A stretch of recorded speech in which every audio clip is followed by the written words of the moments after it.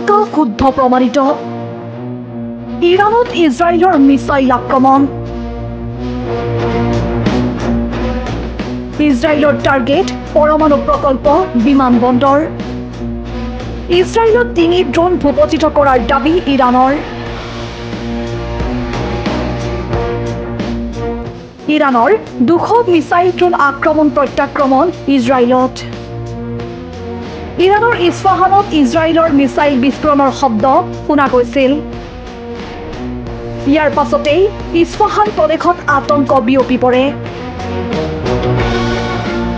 ইজৰাইলী মিছাইলে বিমানবন্দৰ আৰু পৰমাণু প্ৰকল্প টাৰ্গেট কৰা বুলি প্ৰকাশ কিন্তু সৌভাগ্যক্ৰমে ইৰাণৰ পৰমাণু প্ৰকল্প অক্ষত হৈ ৰয় উল্লেখ্য যে ইছফাহান প্ৰদেশ ইৰাণৰ পৰমাণু প্ৰকল্পৰ অভিকেন্দ্ৰ ইছফাহানতে আছে নাটানছু ইউৰোপীয়ান কেন্দ্ৰ